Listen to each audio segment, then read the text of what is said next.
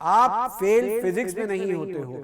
Class 12 और dropper दोनों के लिए हम बात करने वाले हैं। हमें अपने कंसेप्ट्स को स्ट्रॉन्ग कर लेना है। ये पार्ट ऑफ फेज 1 है। आपको पहले अपने स्कूल की तैयारी के साथ में तैयारी करनी है। आप फेल होते हो टूल्स में, हमारे एफर्ट्स वेस्ट हो जाते हैं और हम अपनी मंजिल तक नहीं पहुंच पाते। अगर आपको भी लगता है कि केवल पढ़ाई करने से या अच्छे से पढ़ लेने से जेईई में सिलेक्शन श्योर हो जाता है, तो यह वीडियो आपके लिए बहुत इंपॉर्टेंट है। क्यों? क्योंकि आज इस मिथ को मैं ब्रेक करने वाला हूं कि केवल पढ़ लेने से ही हमारा सिलेक्शन श्योर हो जाता है। ऐसा बिल्कुल भी नहीं है। क्या आपको लगता है कि सही में जितने एस्पिरेंट्स जेईई फाइट करते हैं वो पढ़ते नहीं हैं?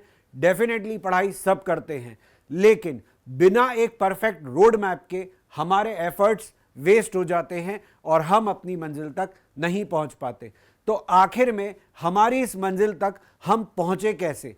इसके लिए बहुत ज़रूरी है कि हमारे पास एक बहुत क्लियर, बहुत ही प्रिसाइज रोड मैप हो, जो हमें ये बताए कि हमें कब क्या करना चाहिए। आज से लेकर जेईई तक हमारी जर्नी जो है वो किन फेजेस में बटी होगी, उन फेजेस में हमारे को क्या करना है, कैसे करना है, क्या टाइम टेबल हमारा रहना चाहिए, किन चीज़ों पे फोकस करना चाहिए, वो सब आज के इस वीडियो में आप जान जाएंगे। सो स्टार्ट करते हैं पहली बात से। और पहली बात यह है कि आप फेल फिजिक्स में नहीं होते हो, आप फेल होते हो टूल्स में। और वो टूल्स कौन से हैं? ये टूल्स बहुत ही इंपॉर्टेंट टूल्स हैं। सबसे पहले इनकी बात कर लेते हैं। वेक्टर, इंटीग्रेशन और ग्राफ रीडिंग, ये तीन चीजें बहुत इंपॉर्टेंट है आपके इस रोड मैप में। तो इनको बिल्कुल भी हमें नेग्लेक्ट नहीं करना है। डेफिनेटली वेक्टर आप जब मैथ्स में पढ़ लेते हो तो आपका जो ब्रॉड माइंड है वो बहुत अच्छे से क्वेश्चन से डील कर लेता है। लेकिन इन केस जब आप शुरुआत करते हो या आप मैथ्स में वेक्टर पढ़ने से पहले डील करते हो, तो वहां पर आपका अगर वेक्टर पार्ट जो है वो वीक है, वेक्टर पोर्शन वीक है, तो डेफिनेटली आपको उसका डेंट मिलता है। इसी के साथ integration which is a part of calculus, बहुत ही इंपॉर्टेंट टूल है हमारे फिजिक्स के लिए। तो ये रोड मैप जो मैं आपके लिए लेके आया हूं, ये मैं पहले ही क्लियर कर दूं आपको कि ये फिजिक्स सब्जेक्ट के लिए है। मैं अनादि शर्मा आपके लिए अभी से लेके हमारे 2027 के जेईई के ड्रीम तक जो हमारी जर्नी है उसके लिए फिजिक्स का रोड मैप लेकर आया हूं। उसके बाद है ग्राफ रीडिंग। ग्राफ रीडिंग भी एक इंपॉर्टेंट टूल है। तो इन तीन चीजों पे हमें through out the syllabus focus रखना होगा। अब हम बात करते हैं हमारे ऑडियंस की। तो हमारे इस वीडियो के ऑडियंस कौन है? क्लास 12 के रेगुलर स्टूडेंट्स के साथ साथ ड्रॉपर्स भी हमारे यहां पर व्यूअर्स हैं, ऑडियंस है। ये वीडियो उनके लिए भी है। क्लास 12 और ड्रॉपर दोनों के लिए हम बात करने वाले हैं। जहां कॉमन बात होगी वहां कॉमन बात करेंगे, जहां सेपरेट इश्यूज डिस्कस करने होंगे वहां सेपरेट इश्यूज डिस्कस करेंगे। क्लास 12 के लिए हम बात कर रहे हैं, यानी कि हमारे स्कूल बोर्ड्स हैं, उन सबका हमारे साथ में सब कुछ पैरेलल में रहेगा। कोचिंग में हमारे टेस्ट भी चल रहे होंगे और हमारा 11th क्लास का एक डेड पाइल होगा। डेड पाइल से मतलब ये है कि हमारे 11th के जो टॉपिक्स हमने छोड़ दिए और हमने during the transition from 11 to 12 उनको केटर नहीं किया, तो डेफिनेटली वो पाइल डेड है, यानी कि हमें उसको अलाइव करना होगा। वो कंसेप्ट जो हम भूल चुके हैं उनकी हमें फिर से प्रैक्टिस करनी होगी। ड्रॉपर के लिए हम यहाँ कहते हैं कि भाई उनके पास दिन है। क्यों दिन है उनके पास? क्योंकि उनको स्कूल का इशू नहीं है। और उनके साथ में एक एडवांटेज के साथ एक, मतलब प्रोज एंड कॉन्स होते हैं ना, तो प्रो तो ये है कि उनके साथ में उनको स्कूल की चिंता करने की जरूरत नहीं, लेकिन परेशानी ये है कि उनको 2 साल का सिलेबस जो है वो एक ही साल के अंदर कंप्रेस करना है। तो दोनों के इश्यूज जो हैं उनके लिए घड़ी जो है, द क्लॉक इज लाउड, यानी कि उनके लिए समय जो है वो बहुत इंपॉर्टेंट है, उसको उन्हें बहुत सोच समझ के खर्च करना है। तो हमारे पास यहाँ पे 5 से 6 मंथ के लिए पूरा फुल वॉल्यूम है और इसमें हम क्लास 11 प्लस क्लास 12 को साइड बाय साइड चलाएंगे। तो हमारे को ये 5 से 6 महीने का जो टाइम वॉल्यूम मिल रहा है, इसके अंदर क्लास 11th और 12th की फिजिक्स को साइड बाय साइड चलाना है। ड्रॉपर के लिए रियल प्रॉब्लम क्या है? ड्रॉपर के लिए रियल प्रॉब्लम ये नहीं है कि उनको नॉलेज नहीं है, ऑब्वियसली वो एक बार पढ़ चुके हैं। प्रॉब्लम ये है कि अब वो 11वीं 12वीं कंप्रेस होने वाली है, वो विद इन 1 ईयर आने वाली है। तो कंप्रेशन जो है यहाँ पे वो उनके लिए एक मेजर प्रॉब्लम होता है। अब हमारे पास क्योंकि दो तरीके के ऑडियंस हैं, दो तरीके के लोग हैं जो जेईई में अपियर होने वाले, तो उनके लिए हमारे दो रास्ते भी हैं। अब आप जो भी हैं अकॉर्डिंगली अपने उस रास्ते को, उस लेन को चूज कर लेंगे। तो हम यहां पे देख रहे हैं कि हमारे पास अप्रॉक्सीमेटली 30 वर्किंग वीक्स हैं। 30 वर्किंग वीक्स हैं, उनमें हम कह रहे हैं कि हम जून से लेके जनवरी तक का टाइम ले रहे हैं। जून से लेके जनवरी तक का टाइम हम ले रहे हैं, तो इस टाइम को मैंने आपके 3 पार्ट्स में बांटा है, फेज 1, फेज 2, फेज 3। फेज 1 में हम बात करेंगे कंसेप्ट बिल्डिंग की, फेज 2 में हम बात करेंगे कंडीशनिंग की, और फेज 3 में मॉक मास्टरी। अब ये क्या है, कंडीशनिंग क्या है, मॉक मास्टरी क्या है, ये मैं फेज बाय फेज डिस्कशन करूंगा सो दैट आपको पता लग जाए। इन सबका टाइमलाइन भी है, जैसे कि फेज 1 जो है वो काफी बड़ा है, 14 वीक्स है। फेज 2 फिर कंसाइज हो जाएगा, 10 वीक्स का रह जाएगा, और phase 3 which is the real most important part of this whole journey 7 weeks पे ही आके रह जाएगा। तो वो बहुत ही क्रूशियल हमारे लिए पार्ट होने वाला है। फेज 1 में हम बात करते हैं, जिसको कि मैं मान रहा हूं जून से लेके हम मिड सितंबर तक जा रहे हैं। जून से मिड सितंबर तक हम जा रहे हैं, तो हमारा पहला काम क्या होना चाहिए, कंसेप्ट बिल्ड करना है और कोर जो है कंपाइलेशन करना है, उसको कोर कंप्लीशन करना है। यानी कि हमें अपने कंसेप्ट्स को स्ट्रॉन्ग कर लेना है। कंसेप्ट्स को स्ट्रॉन्ग कैसे करेंगे, तो हमें यहां पे मैथ्स के जो टूल हैं, ये रूल सब लोग ब्रेक करते हैं, हमें ध्यान रखना है कि रूल ब्रेक नहीं हो। हमारे मैथ्स टूल जो चैप्टर में आते हैं उनको हमें पहले से, जिनका मैंने आपको शुरुआत में ही बताया, वेक्टर हो गया, इंटीग्रेशन हो गया, ग्राफ रीडिंग हुई, कुछ भी शुरू करने से पहले आप उनके साथ में मास्टरी जरूर कर ले, दे आर वेरी इंपॉर्टेंट। तो हम सबसे पहले उनके साथ में अपने आप को कंफर्टेबल करेंगे और उस रूल को हम नहीं ब्रेक करेंगे, और फिर हम अपना कंसेप्ट बिल्डिंग स्टार्ट करेंगे। कंसेप्ट बिल्डिंग स्टार्ट करेंगे तो हमें क्या करना है, जो रेगुलर स्टूडेंट है उनको क्या करना है, आप अपना स्कूल जाइए, या आप जो अपनी बोर्ड की भी तैयारी कर रहे हैं, एनसीईआरटी पढ़ रहे हैं, आप पढ़िए। आपका जो फ्लो है चैप्टर्स का वो कुछ इस तरीके से है फिजिक्स के अंदर कि पहले इलेक्ट्रोस्टैट्स है, फिर कैपेसिटेंस है, फिर करंट इलेक्ट्रिसिटी है। फिर आप उसको जब एक बार स्कूल फ्लो के साथ में कर लें तो अपने डीपर लेवल पे जाएंगे, ठीक है ना। बोर्ड लेवल की आपने तैयारी कर ली। अब इसके अंदर ये जानना बहुत जरूरी है कि यहां मैंने आपको सीधे ये नहीं बोला कि डाइव डीप, मैं आपको बोल रहा हूं कि आप अपने स्कूल के फ्लो के साथ चलो, बोर्ड की तैयारी आपकी साथ में हो रही है, फिर आप डीप डाइव करोगे। This is the part of phase 1। तो ये पार्ट ऑफ फेज 1 है, आपको पहले अपने स्कूल की तैयारी के साथ में तैयारी करनी है, फिर डीप डाइव करना है, ठीक है। यहां पे हमने इस बात का पूरा ध्यान रखा है कि आपके 11th के पोर्शन को नेग्लेक्ट बिल्कुल नहीं करें। तो 40 minutes per day in physics में आपसे मांग रहा हूं during the phase 1 for regular class 12th students, के आपको अपने जो 11th के टॉपिक्स हैं उनका रिवाइवल कर लेना है, डेली करना है, स्मॉल टॉपिक्स आपको उठाने हैं, और इसमें कोई नेगोशिएशन नहीं होगा। अपने साथ में कोई आप डील मत करिएगा जिसमें कि आप अपने आप को समझा दें कि अरे आज नहीं कल, कल नहीं परसों, तो ऐसे ही क्या टाइम निकल जाएगा। तो आपको ये ध्यान रखना है कि 40 मिनट्स पर डे आपको प्रैक्टिकली 11th के टॉपिक्स फिजिक्स के अंदर डेली देखने हैं। ये फेज 1 के लिए मैं बात कर रहा हूं। ड्रॉपर्स के लिए मैं यहां पे कहूंगा कि आपकी लेन ड्यूअल चलेगी, मतलब आप यहां 12th वालों को देख रहे हैं उनके लिए अलग अरेंजमेंट है, लेकिन आपके लिए पैरेलल में चलेगा। ये 40 मिनट्स पर डे वाला रिस्ट्रिक्शन नहीं है, आपको यहाँ पे 11th और 12th दोनों को बराबरी से टाइम देना है। 11th में आप मैकेनिक्स उठाएंगे, 12th में आप इलेक्ट्रोमैग्नेटिज्म उठाएंगे, और दोनों को आप इक्वल टाइम डिस्ट्रीब्यूशन देंगे।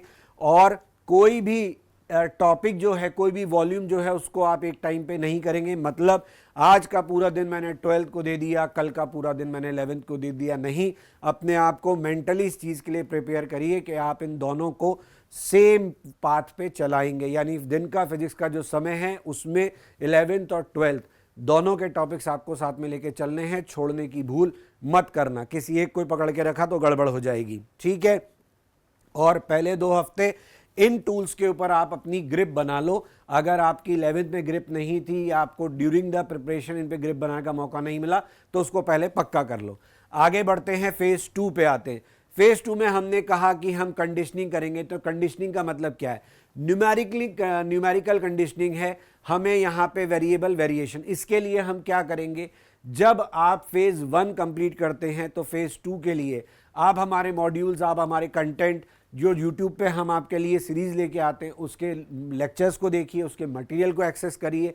हमने आपके लिए ऑलरेडी ऐसा मटेरियल बनाया हुआ है जिसमें कि आपके क्वेश्चंस के अंदर हम वेरिएशंस भी देते हैं, PYQs के अंदर डेटा भी चेंज करते हैं, क्योंकि आपको उसकी कंडीशनिंग बहुत ज़रूरी है। थ्योरी आपने पढ़ ली, न्यूमेरिकल कंडीशनिंग का मतलब ये है कि हमारे क्वेश्चंस किस तरीके के आए हैं और उन क्वेश्चंस का डेटा घुमा फिरा के अगर आपसे पूछ लिया जाए नया सवाल बना के, तो क्या आप उसको कर पाएंगे। तो ये न्यूमेरिकल कंडीशनिंग है। इसके लिए हमारी सीरीज में हम आपको इनफ रिसोर्सेज प्रोवाइड करते हैं। आप हमारे लेक्चर्स देखेंगे, हमारे साथ क्वेश्चन प्रैक्टिस करेंगे, तो आपको वो सब चीज़ें यहाँ पर मिल जाएंगी। उनके लिए परेशान होने की ज़रूरत नहीं है।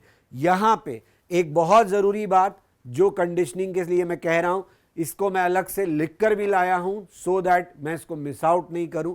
अब हम फेज 1 से फेज 2 में आए हैं, इस बात का प्रूफ क्या है। फेज 1 में हम कह रहे थे आई अंडरस्टैंड इट, मुझे ये समझ में आ गया है, लेकिन फेज 2 में हम क्या करेंगे, हम इसके साथ जो ट्विस्टिंग होगी उसको भी डील करेंगे।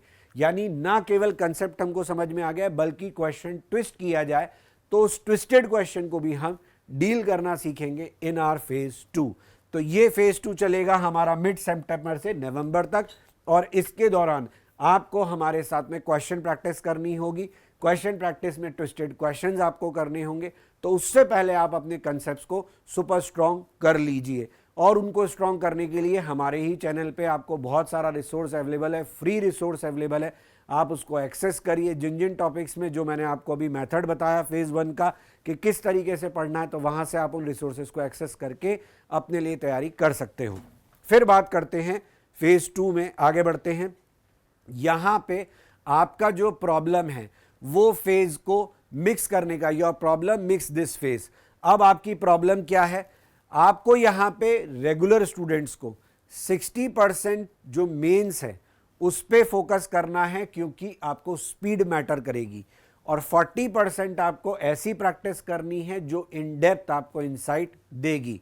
यानी जिन प्रॉब्लम्स पे हम काम करने वाले हैं उनमें 60% हम मेंस फोकस प्रॉब्लम पे जाएंगे, 40% हम डेप्थ वाली प्रॉब्लम्स पे जाएंगे। लेकिन यही चीज ड्रॉपर के लिए 50-50 हो जाती है। क्यों? यहां पे ऐसा मैंने क्यों नहीं किया, क्योंकि ये पहली बार देने जा रहे हैं, ये पहली बार देने जा रहे हैं, तो पहले इनके लिए मेंस की जो कंडीशनिंग है वो होनी चाहिए। मेन का जो पेपर है उसमें आपको स्पीड मैटर करती है, तो हमें पहले उस पर काम करना है।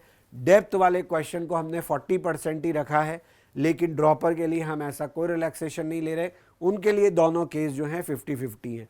यहाँ पे इंटीग्रेशन, एडवांस इंटीग्रेशन का मतलब ये है कि ड्रॉपर्स को स्पेशली वो क्वेश्चन पिक करने चाहिए जो मल्टी कंसेप्ट्स हों। ठीक है, यहाँ पे 12th वालों के लिए है कि आप मेन बेस्ड प्रॉब्लम को डिस्कस कर रहे हैं, यानी आप टॉपिक वाइज मेन की जो प्रॉब्लम होती है, फिजिक्स की अगर मैं बात करूं तो मेन में जो क्वेश्चन आते हैं जेईई मेन में वो जनरली टॉपिक बेस्ड होते हैं, तो आपके टॉपिक्स की मिक्सिंग नहीं होती। टॉपिक्स की मिक्सिंग आपको मिलेगी जब आप एडवांस के लिए क्वेश्चंस देखेंगे। तो 40% मिक्स डेप्थ का मतलब ये है कि हम उन क्वेश्चंस पे फोकस करेंगे जो कि हमें मिक्सिंग देते हैं कंसेप्ट्स की, सो दैट हम अपने आप को दोनों तरीके के लिए स्ट्रॉन्ग कर लें। क्योंकि केवल हमारा मेन की तैयारी से ही काम चलेगा ऐसा नहीं है, मेन के अंदर भी अच्छे क्वेश्चंस जो आते हैं, जो हाई परसेंटाइल को डिसाइड करते हैं, वो वही होते हैं जिनमें मिक्स्ड वैरायटी होती है। आगे बढ़ते हैं, फिर आता है हमारा phase 3 and which is the most important part of this whole journey. तो फेज 1 में हमने कंसेप्ट बिल्डिंग किया, फेज 2 में हमने अपनी न्यूमेरिकल कंडीशनिंग करी।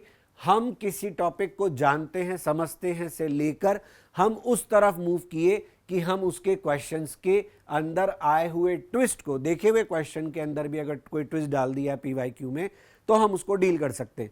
अब हमारा फाइनल फेज है जिसमें कि हम अपनी तलवार को धार लगाएंगे, यानी कि अब हमको क्या करना है, हमें स्पीड पे काम करना है, अपनी स्ट्रैटेजी पे काम करना है, और मॉक टेस्ट से अपनी मास्टरी हमको लानी है।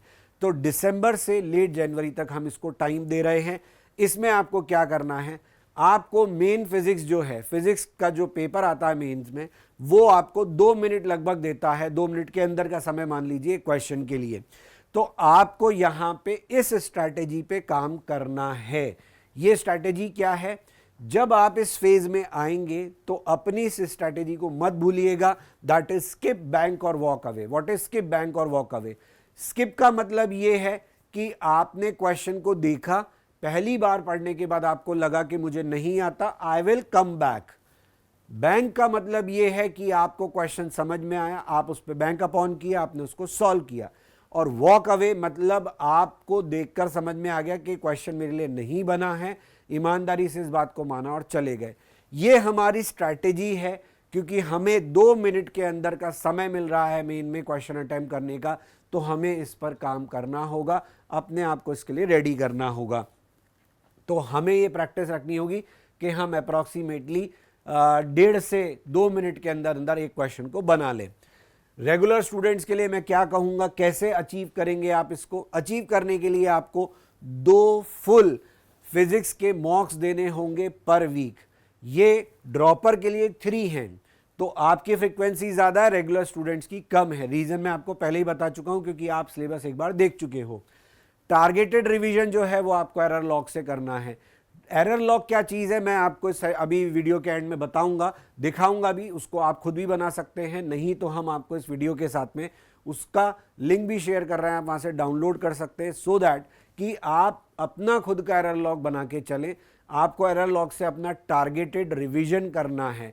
तो एरर लॉग बेसिकली एक तरीके का लॉग है, एक तरीके की एंट्री है, जहाँ पे आप अपनी during the practice phase 1 phase 2 के दौरान आप जो कुछ कर रहे थे उसकी एरर्स को आपने वहां पे मार्क किया, and this is the time you should work on these errors. उन एरर्स पे आपको काम करना है। जब आप उन एरर्स पे काम करेंगे तो आपके अंदर निखार आएगा, आपके अंदर चमक आएगी, आपके कंसेप्ट जो हैं वो सुधर जाएंगे, आपकी गलतियां कम हो जाएंगी और आप अच्छी रैंक का जो सपना देख रहे हैं उसे पूरा कर पाएंगे। तो रिवर्स इंजीनियरिंग का मतलब हम समझ गए हैं कि हमें अपने क्वेश्चन के अंदर ये समझने की बहुत ज़रूरत होगी कि आखिर में उस क्वेश्चन को आपने सोल्यूशन देखा, आपको समझ में आया, आपने समझने के बाद देखा कि आखिर में ये क्वेश्चन हमसे जो बोल रहा था अकॉर्डिंग टू द सोल्यूशन, अब हमको समझ में आ रहा है कि हमको इसे इस तरीके से सोचना चाहिए था, ऐसे इमेजिन करना चाहिए था, इस बात का मतलब इस क्वेश्चन में ये दिया हुआ था। ये सारी रिवर्स इंजीनियरिंग हमको क्वेश्चंस के साथ में कर लेनी होगी इन दिस फेज। हम ये जनवरी टू अप्रैल का टाइम जो है इसको एडवांस के लिए रखते हैं। एक बार मेन हो चुका है, अगली बार मेन होने वाला है, लेकिन एडवांस का इन्फ्लुएंस बड़ा है। तो हम अपनी प्रैक्टिस के अंदर ये तीनों वैरायटी ज़रूर लेकर आएंगे, क्योंकि इनके अंदर नेगेटिव मार्किंग होती है, और ये नेगेटिव मार्किंग जो है एडवांस में हमारे लिए बहुत ही डेंजरस भी हो जाती है, बहुत ही खतरनाक हो जाती है, हमारे सपने को पूरा होने से रोकने वाली भी साबित हो सकती है। तो इस तरीके के क्वेश्चन, और ये जो लेन है अब ये दोनों के लिए सेम है, क्योंकि आप दोनों का फाइनल जो है वो सेम है बॉस। मतलब आप दो लोग जो हो 12th वाले 13 वाले, अब वो सब लोग एक ही कॉमन टारगेट के लिए काम कर रहे हो। तो हमें यहाँ पे ये बात समझनी होगी कि हमारी इस तीसरे फेज की बात मैं कर रहा हूँ, थर्ड फेज की बात मैं कर रहा हूँ, जिसमें कि हमने कहा था 7 वीक ऑलमोस्ट आपको मिल रहे हैं। तो ये एक बहुत ही शॉर्ट ड्यूरेशन है। इस ड्यूरेशन के अंदर आपको ये समझना होगा कि आपको हर चैप्टर जो है उसको बराबर समय अब नहीं देना है। आपके लिए फेज़ 1 और फेज़ 2 में हमने ऐसा कुछ नहीं कहा, लेकिन फेज़ 3 मैंने जैसा कि आपको कहा बहुत क्रूशियल है, अब इसमें रिफाइनमेंट की ज़रूरत होती है। तो हमारे पास 3 तरीके के चैप्टर्स होते हैं, 3 तरीके की वैरायटी है हमारे सिलेबस की। तो हम कहते हैं एक तो गोल्ड माइंस हैं, जिनमें आपको बहुत अच्छे मार्क्स मिलेंगे, एफर्ट कम लगेगा, तो आप इन पर सबसे पहले बैंक अपॉन करो। दूसरे हैं हैवी हिटर, हैवी हिटर में जिनमें मार्क्स तो मिलेंगे लेकिन आपको एफर्ट भी लगाना पड़ेगा, लेकिन ये भी ज़रूरी होते हैं। लेकिन इनके अंदर जो आपकी ग्राइंड होगी वो अनअवॉइडेबल है, मतलब डेफिनेटली आप इसका क्वेश्चन जब भी पिक करोगे आपको उसके अंदर जूझना तो पड़ेगा ही। लेकिन 1% से ऊपर आप जाना चाहते हो, एक अच्छी रैंक की तरफ आप जाना चाहते हो, तो definitely from this you have to move this level. और स्टडी जो हैं हमारे वो कौन से हैं, ये मॉडरेट हैं, इनमें हमें ओवर इन्वेस्ट करने की ज़रूरत नहीं है। इनसे लगभग जो आता है वो हमसे बन ही जाता है, बहुत ज़्यादा उसके अंदर हमारी ग्राइंडिंग नहीं होती। तो हमें सबसे पहले वो मार्क्स पकड़ने हैं, जैसा कि मैं हमेशा कहता हूं, पहले अपना सिलेक्शन श्योर करो, उसके बाद में अपनी रैंक सिक्योर करो। तो सिलेक्शन श्योर करने के लिए हम क्या करेंगे, हम अपने वो मार्क्स जो हमें आसानी से मिल रहे हैं उनको हम पहले ग्रैब करेंगे। तो जैसे हमारे फिजिक्स में हम बात करें from the main point of view, यहाँ पे सेमीकंडक्टर एडवांस में वो हट जाएगा। ये चैप्टर्स जो हम यहाँ देख रहे हैं, दीज आर द चैप्टर्स जिनसे डेफिनेटली आपको मार्क्स आसानी से मिलते हैं। क्वेश्चंस जो हैं बहुत टिपिकल नहीं होते। और एडवांस के लिए भी हम अगर इन बाकी चैप्टर्स को देखें तो करंट इलेक्ट्रिसिटी में हमारा जो सर्किट है उसकी कॉम्प्लेक्सिटी को छोड़ दे, अदरवाइज इन जनरल इनसे बनने वाले सवाल मिलते हैं, यानी as compare to the other chapter. अभी मैं वो चैप्टर्स के नाम भी लूंगा जिनमें आपको हैवी हिटर्स मिलेंगे, लेकिन उनके कंपैरिजन में ये आपको फिर भी आसानी से नंबर दे देंगे। तो जैसे कि हमारा unit dimension error analysis, definitely आपको इससे सवाल मिलेगा, हर बार मिलेगा, और सवाल बनने वाला होगा, आप उससे डेफिनेटली नंबर निकाल सकते हो। तो ये आपके ऐसे चैप्टर ज़रूर हैं, ठीक है। फिर हार्ड हिटर्स में कौन है, जैसे इलेक्ट्रोस्टैट्स है, जैसे रोटेशन है, EMI है, AC है, SHM है, मैग्नेटिज्म है। इनके अंदर ये हार्ड हिटर्स इसलिए हैं क्योंकि इलेक्ट्रोस्टैट्स का अगर एडवांस लेवल का कोई सवाल है तो इंटीग्रेशन उसमें कॉम्प्लेक्स आ जाएगा। रोटेशन में आपके वेक्टर वगैरह का खेल जो है वो इंपॉर्टेंट हो जाता है, जो चीज़ों को घुमा देता है आपके लिए। ऐसे ही EMI में आपके लिए डिफरेंशिएशन वाला कंसेप्ट जो है वो घूम के आ जाता है। तो हर एक टॉपिक के साथ में एक ना एक ऐसा टूल, एक ना एक ऐसा हथकंडा जुड़ा हुआ है जिसकी वजह से ये क्वेश्चंस हैवी हिटर्स में रखे गए हैं। यानी इनमें नंबर तो मिलेंगे, लेकिन उसके लिए आपको मेहनत पूरी करनी पड़ेगी, क्वेश्चन से जूझना पड़ेगा। लेकिन ये भी हमारे लिए ज़रूरी की श्रेणी में आते हैं, क्योंकि आसानी से मार्क्स मिलने के बाद हम एक एवरेज लेवल पे तो आ जाते हैं, लेकिन उससे अच्छा करने के लिए हमको डेफिनेटली इनसे जूझना पड़ेगा। रोटेशन जो है वो हार्ड नहीं है, लेकिन आपको अगर वेक्टर्स की पकड़ अच्छे से नहीं है तो वो आपके लिए मुश्किल हो जाएगा। तो जैसा कि मैंने आपको शुरू में कहा, आपको टूल्स पे काम करने की बहुत ज़रूरत है।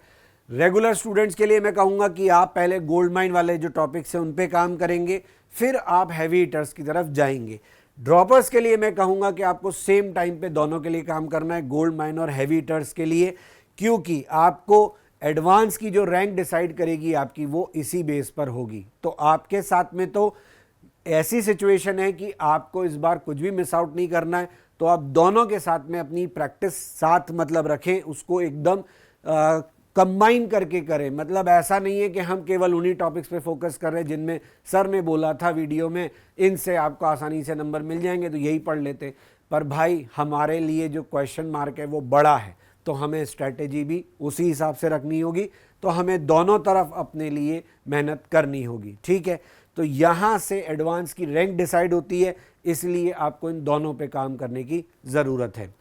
रेगुलर के लिए हम कहते हैं कि इन अ वीक आपको 14 से 16 घंटे फिजिक्स के हिसाब से मैं बात कर रहा हूँ देने हैं। और यहाँ पे आपका जो डिस्ट्रीब्यूशन है वो कुछ इस तरीके का रहना चाहिए प्रॉब्लम्स के लिए, थ्योरी के लिए। रेगुलर के एडवांस वालों के लिए मैं कहूँगा कि उनके ड्रॉपर्स के लिए कि उनका जो टाइम है वो एक वीक में फिजिक्स को इतना डेडिकेटेड होना ही चाहिए। डेफिनेटली आप देख रहे हो कि टाइम के अंदर अरे सर हमारे लिए तो आपने डबल कर दिया। डबल इसलिए कर दिया क्योंकि उनके पैरेलल में बोर्ड्स जो एटसेट्रा उसकी तैयारी चल रही होगी, और आपके जो बोर्ड्स के अंदर आपके टॉपिक्स हैं अदर देन योर PCM उनकी भी तैयारी चल रही होगी। इसलिए उनके लिए यहाँ पे जो टाइम पर वीक मैंने रखा है वो आपके कंपैरिजन में डेफिनेटली आधा ही है, लेकिन उसके पीछे रीज़न भी है। और आपके साथ में जो अटेम्प्ट है उसकी लिमिटेशन है, तो आपको अपने अटेम्प्ट की लिमिटेशन को ध्यान में रख के काम करना है। इसलिए आपका एफर्ट जो है वो बढ़ा हुआ होना चाहिए।